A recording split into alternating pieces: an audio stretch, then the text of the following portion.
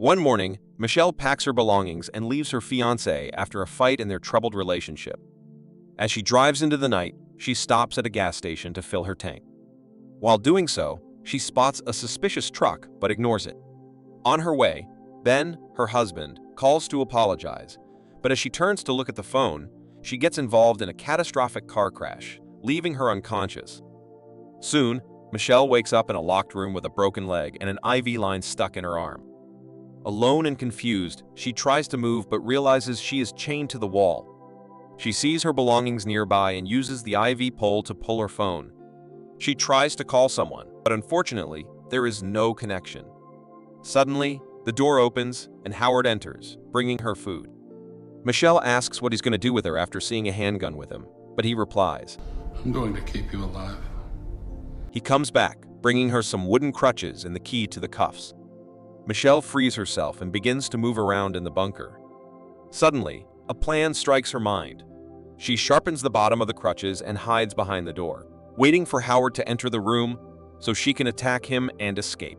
She waits for a while, but Howard never appears, so she finds a match in her belongings and burns a cloth, putting it in the vent.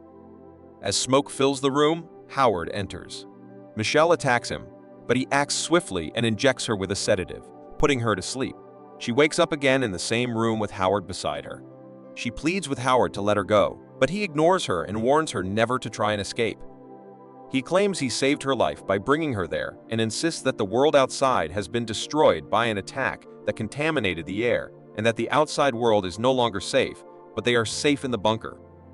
Michelle asks where they are, and Howard replies that they are under his farmhouse. Michelle insists she has to go to the hospital, but Howard says she can't. Michelle feels unsettled seeing the cracks in his story, but before she can ask further questions, they hear a rumbling sound outside. Howard leaves to check, and after returning, he angrily lays out the rules for her stay. Michelle wakes up one day and finds her door open. She leaves her room and tries to explore the rest of the bunker. The bunker is surprisingly well stocked with canned food, water, and power. She meets another survivor called Emmett. She asks Emmett a bunch of questions, and he shares his experience.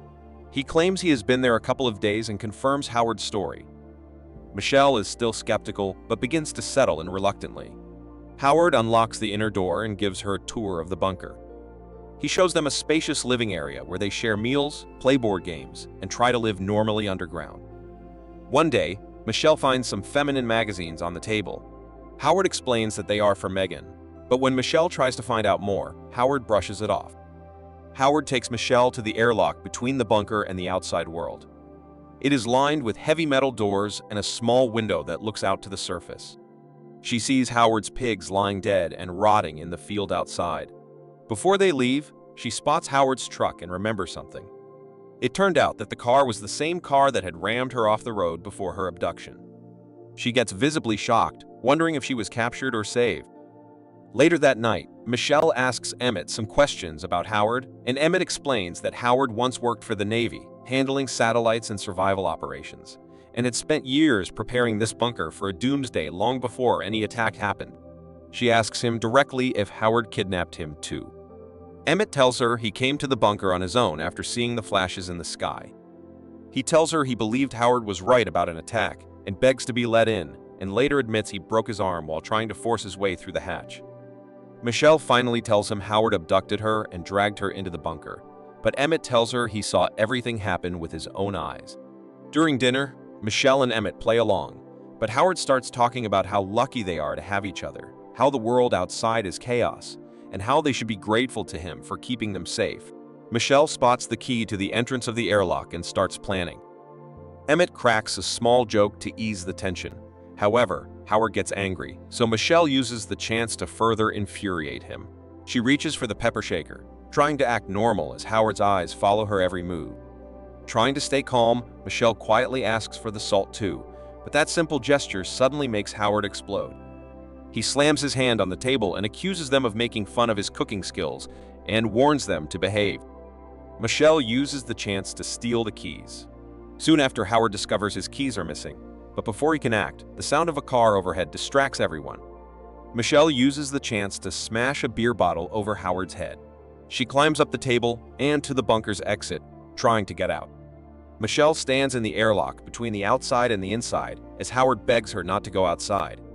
Suddenly, a car arrives. A middle-aged woman approaches the door and pleads to be let inside, but her skin is clearly deformed from an infection. Howard urges Michelle not to let the woman in. However, the woman grows agitated and starts banging her head on the glass of the door.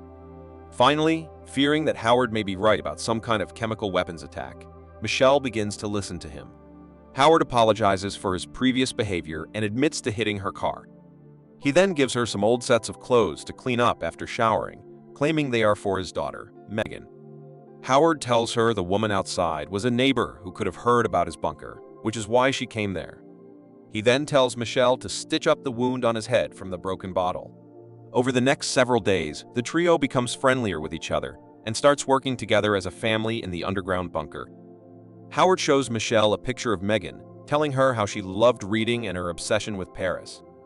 Michelle and Emmett also bond with Emmett, discussing how he had a chance to play sports for a university, but he skipped the chance to leave town because he was afraid. Michelle recounts a time when she saw a little girl being abused by her dad at a hardware store, and she felt bad for walking away and doing nothing, especially considering her own troublesome childhood. One day, the air filtration system goes down, and only Michelle is small enough to fit through the vents and restart the air filtration system. Before she leaves, Howard reminds her not to get stuck. She reaches and resets the unit, but notices a ladder leading to the outside just beneath the window. She climbs and notices help scratched out on the window. Michelle finds 2 bloody earrings that she recognizes from the picture of Megan. She shows the picture to Emmett, who says the girl in the picture is really a girl from his high school named Brittany and not Megan. He cites that she went missing a while back. The two realize that Howard is a threat, and they need to get out of there. Later that day, when Michelle prepares for the shower, she notices the shower curtain and formulates a plan.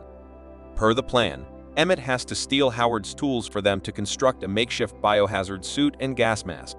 Later, Howard discovers the stolen tools and brings out a container of pyloric acid to dissolve them. Howard demands to know why they were trying to take his tools. Emmett speaks up and says he did it. He explains he did it so that Michelle could respect him the way she respects Howard. Emmett pleads for mercy. Howard forgives him, but shoots him in the head. He asks Michelle to go to her room while he disposes of Emmett's body.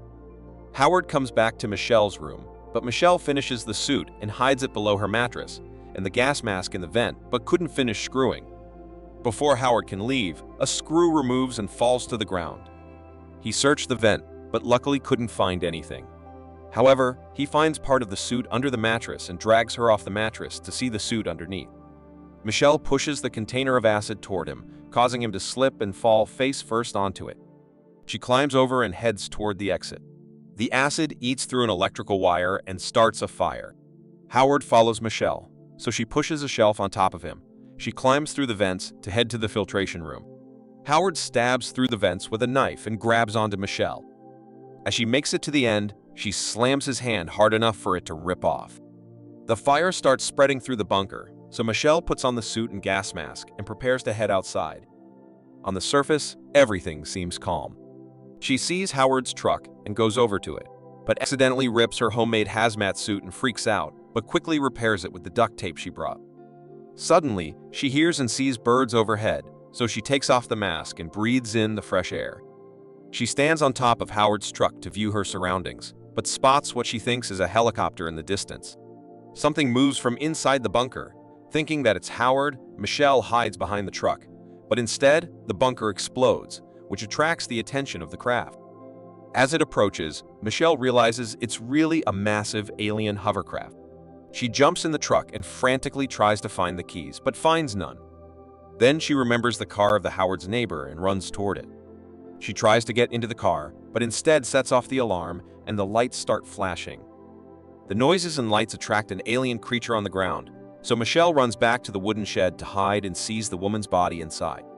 She peeks out to see the alien creature lifting the car. It then starts attacking the shed. Michelle tries to find the keys to the car on the dead woman. Just as she finds the keys, the alien starts to poke its head through a flat door of the barn. Michelle points the key fob toward the car and turns off the alarm. She then crawls out of the flap door herself and starts to run to the nearby farmhouse, chased by the alien creature. Just as she nears the front of the house, the giant alien craft appears behind it, driving the ground creature away. The craft slowly rises and moves toward Michelle, releasing a toxic green gas. Michelle runs back to the truck and quickly puts on the mask again. The alien spacecraft goes near her and picks the truck up, bringing it closer to its mouth. Michelle sees a bottle and makes a Molotov cocktail. She throws the Molotov cocktail into its maw, destroying the ship and forcing it to drop the truck. Michelle, still alive, runs back to the car with the keys. She starts it and drives down the road. While driving, she turns on the radio and hears the news about retaking the southern seaboard. The announcer says that anybody seeking refuge from the alien attacks may head to Baton Rouge, but anybody with combat or medical expertise is needed in Houston. She then turns her car in Houston's direction to help the people in need. I hope you enjoyed our video, and if you did, please consider subscribing to our channel. Thanks for watching.